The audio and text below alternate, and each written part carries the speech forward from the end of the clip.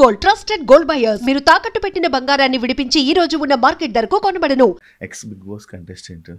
yes Bigg Boss తర్వాత ఏమైనా gap కానీ లేకపోతే ఏమైనా ఇబ్బందులు కానీ మీకు ఎదురయ్యాయా? అంటే నువ్వు కూడా శివ బిగ్ బాస్కి వెళ్ళావు తర్వాత మేము నీకన్నా కొంచెం ముందున్నాం. సో ఏంటంటే సీనియర్స్ ఎలాగో సీనియర్సే అన్ని విధాలుగా సీనియర్స్. సో సీనియర్స్ని జూనియర్స్ క్వశ్చన్స్ చేయకూడదు కదా. సరే ఇప్పుడు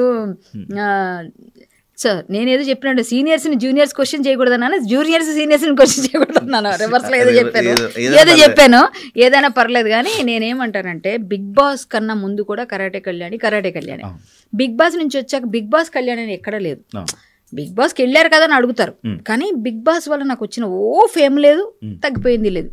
ఇంకా చెప్పాలి నేను ఎప్పుడు నాకున్న ఆ ఫేమ్ అండ్ నేమ్ ఇంకా అలా క్యారీ ఫార్వర్డ్ అవుతుంది, ఇంకా పెరిగింది తప్ప దానివల్ల నాకు కష్టమేం జరగలేదు. కానీ బిగ్ బాస్ ముందు నేను కొంచెం బిజీగా ఉన్నాను, డబ్బుల పరంగా సంపాదిస్తున్నాను బాగా, సినిమాలు సీరియల్స్ చేస్తున్నాను. వీళ్ళు చేసిన పెద్ద ఇదేంటంటే ఒక అగ్రిమెంట్ రాయించి కొన్ని నేను చేస్తానన్నప్పుడు అప్పుడు వచ్చిన వెంటనే మనకు ఫేమ్ ఉంటుంది, బాగా అడుగుతారు. అలా నాకు వచ్చాయి చాలా. అప్పుడు నన్ను కొన్ని రోజులు వీళ్ళు హోల్డ్ చేసేయడం వల్ల నాకు వచ్చే ఆఫర్స్ పోయినాయి. ఇదైతే బేషరతుగా ఓపెన్గా ఎక్కడని చెప్పొచ్చు, అది ఎందుకంటే నిజం అదే. సో దానివల్ల వీళ్ళేమో పిలిచి మేము సీరియల్స్ ఇస్తాం, సినిమాలు ఇస్తాం, లేకపోతే ఏదైనా షోస్లో పెడతాం అంటారు. ఇప్పటిదాకా మాటి పిలిచి ఏదన్నా ఒక చిన్న షోలో కానీ గెస్ట్గా కూడా, లేకపోతే ఏ అపీరియన్స్ కూడా మనకు లేదు అక్కడ, గెస్ట్ అపీరియన్స్ లేదు, సీరియల్స్ లేదు.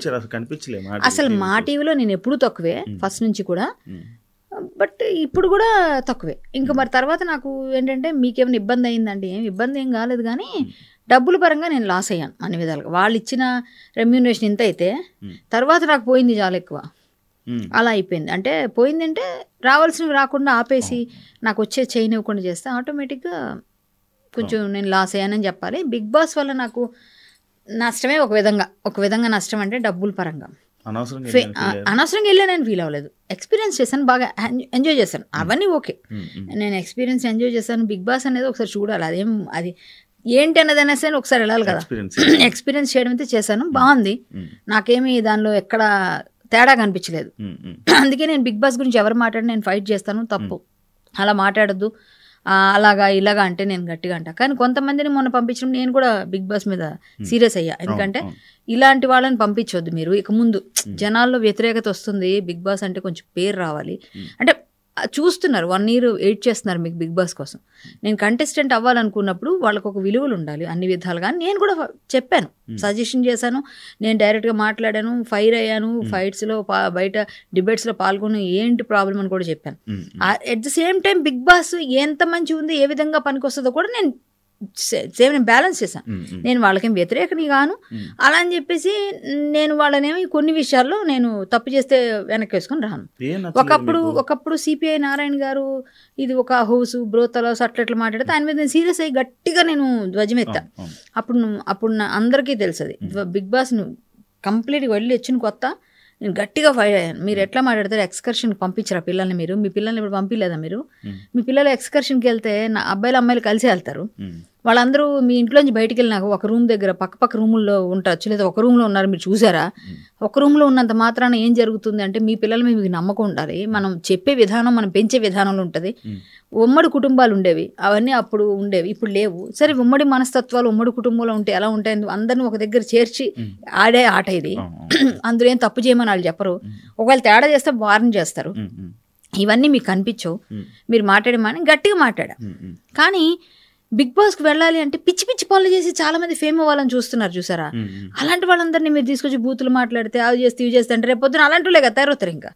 సో ఇవన్నీ నేను వ్యతిరేకిస్తా, ఎందుకంటే సమాజాన్ని మంచి దోవలో నడిపించిన వాళ్ళు చాలా మంది ఉన్నారుగా, అలాంటి వాళ్ళని తీసుకోవచ్చుగా. ఇప్పుడు ప్రతి సెగ్మెంట్లో ప్రతి వాటిలో కూడా ఒక్కొక్క ఫీల్డ్లో ఒక్కొక్క పర్సనాలిటీస్ ఉంటారు, వాళ్ళు చాలా కష్టపడి వచ్చి ఉంటారు వాళ్ళ లైఫ్లో. అలాంటి వాళ్ళు ఎందుకు ఎంచుకోరు మీరు?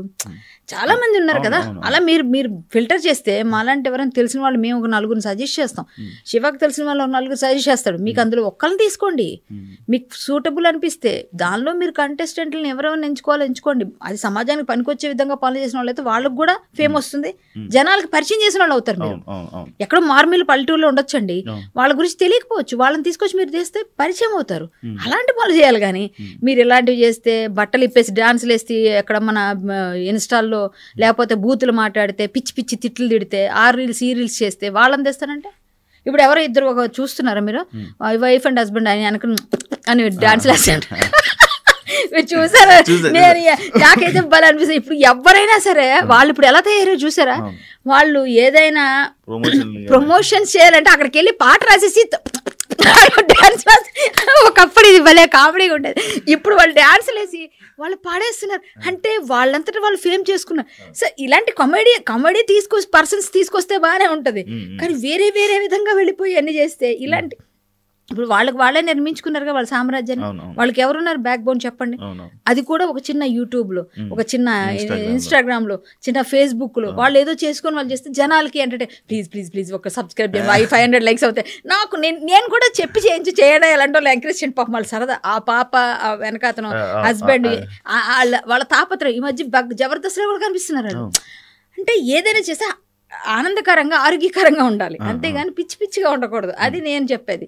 సో ఇలాంటి వాళ్ళు కొంతమంది ఏదో కష్టాల్లో ఉన్నవాళ్ళు, చాలా ఇబ్బందులు పడి చదువుకుంటున్న వాళ్ళు, బోర్డర్ దగ్గర ఉన్న సైనికులు, ఎన్నో కష్టాలు పడిన వాళ్ళ ఫ్యామిలీస్లో ఎవరి కష్టం లేదు, ప్రపంచంలో ప్రతి ఒక్కరికి ఉంటుంది.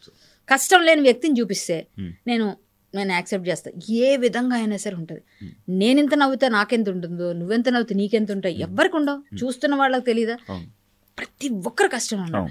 ఆ కష్టంలోంచి బయటికి రావాలని ఒక పోరాటం ఉంటుంది కదా, దానికి సపోర్ట్ ఇచ్చినప్పుడే అవతల వాళ్ళకి వీళ్ళు దేవుళ్ళ కనిపిస్తారు. మీకు ఏం నచ్చలేదు ఈ సీజన్లో? ఏం ట్రిగ్గర్ అయ్యారు? ఏం ట్రిగ్గర్ అవ్వలు అంటే ఏమని అనుకున్నా పర్లేదండి. కొంతమంది కంటెస్టెంట్లు వెళ్ళినప్పుడు బయట బాగా ట్రోలింగ్ వచ్చింది. అది నేను పేర్లు చెప్పను, అందరికీ తెలుసు. ఎందుకంటే వాళ్ళని బాధ పెట్టడం నా ఉద్దేశం కాదు. వాళ్ళు కూడా నేను ఒక లేడీని వాళ్ళని బాధ పెట్టాలని నాకు లేదు. బట్ ఏంటంటే రేపు పొద్దున ఇప్పుడు వాళ్ళ పర్సనల్స్ ఏమైనా కావచ్చు. అక్కడ నాగార్జున గారు ఒక పాట వాళ్ళ గురించి ప్లే చేసి అదే అంత ఆ ప్లాట్ఫామ్ మీద అవసరం లేదనిపించింది. నేను స్ట్రైట్ ఫార్వర్డ్ చెప్పాను. బయట తప్పేముంది, మీకు తెలుసు నేను ఎవరి గురించి మాట్లాడుతున్నాను. సో ఆ నాగార్జున గారి స్టేటస్కి అలాంటివన్నీ ఆయనతో చేయించడం వీళ్ళకి కరెక్ట్ కాదు, ఆయన చేయడం కూడా కరెక్ట్ కాదు. వాళ్ళు వెనకపడి తీసుకొచ్చి అంత పెద్ద ఇదే లేదు అక్కడ. ఏముంది నాకు అర్థం కాలే, ఎందుకు అట్లా అయిపోతుందో నాకు అర్థం కాదు. నేను చూపిస్తా చాలా చాలా గ్రేట్ పీపుల్ని, గ్రేట్ పర్సనాలిటీని చూపిస్తాం మేము. మీరు అడగండి ఒక్క మాట. మీకు మమ్మల్ని అడగడానికి ఇబ్బంది అయిపోతే మీరు ఓపెన్గా ఇలాంటి కేటగిరీ వాళ్ళు కావాలని మేము చెప్పిన కొంచెం తీసుకొని లైన్ పెట్టండి. వాళ్ళు అప్లికేషన్స్ పెట్టుకుంటారు. కానీ అసలు ఎంతో కష్టపడి తిండి తిప్పలు లేని వాళ్ళు కూడా ఎంతో కష్టపడి ఎన్నో విషయాల్లో సాధించిన వాళ్ళు ఉన్నారు. ఇలాంటి వాళ్ళని తీసుకురాకుండా మనం ఎవరెవరినో తీసుకొచ్చి వాళ్ళు పాటలు వేసి వాళ్ళ డ్యూయట్లని మనం బిగ్ బాస్ దీనిలో చూపించి అసలు ఏమైనా అర్థం ఉందా? అక్కడ నేను ట్రిగ్గర్ అయిపోయాను. ఇంకొక అమ్మాయి ఏదో అమ్మాయి ఏం తిట్టిందో, వాళ్ళ అక్క తిట్టిందో, ఏం జరిగిందో తెలియదు, కానీ వాళ్ళ అక్క చెల్లెలు కష్టమో ఏదో పడుతున్నారు. వాళ్ళ తిట్లు ఒక రాత్రి ఫేమస్ అయిపోయారు. ఆ తిట్లకి పాపం ఆ పిల్లని తిట్టిన వాళ్ళు ఉన్నారు, తిట్టిన వాళ్ళు ఏదైనా కానివ్వండి, ఆడపిల్ల ఏం చేసుకుంది, ఏదో కష్టపడి వచ్చారు, పిలిచారు. సరే ఇట్లా ఏమవుతుంది